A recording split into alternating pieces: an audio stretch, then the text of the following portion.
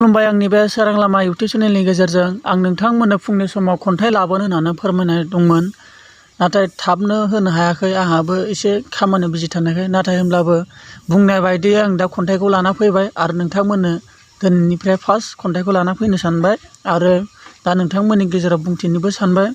आरो जायफ्रा नोंथांमोना गोदान फैदों, लाइकजों लोगोसे साबस्क्राइब खालामलां आरो नोंथांमोना मोजां मोनोबा आरो कमेन्टबो खालाम आरो नोंथांमोनाबो हायोबा आंनो खन्थाइखौ हरनो हागोन। दा नोंथांमोननि गेजेराव आं खन्थाइखौ खोन्थाग्रोनो सानबाय। भइसिंसो होनाय जादों, उनाव आरो नोंथांमोना मोजां मोनलाङोबा आं पेजखौ लाना फैगोन। दा खन्थाइनि मुङानो जादों फागुन।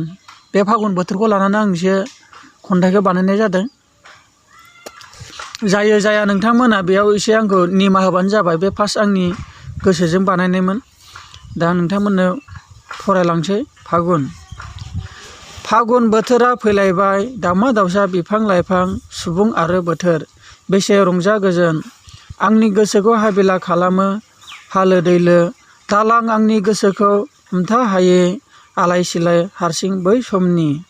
दे फागुन बयखौबो गोजोन होदो, दाबो दं गोजोन बोथोर। दाखालामसै जोंखौ दुखु, रंजागोन जों आलो आलो।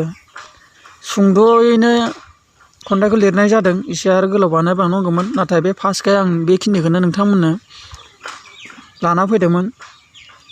दा एसेनोसै, गोरोन्थि जादोंब्ला आंखौ निमाहा होबानो जाबाय। खन्थाइगिरिनि मुं रतन बसुमतारी, गामि 1 नं. Bathasipur, district Sonitpur, Assam. Thank you, bye bye.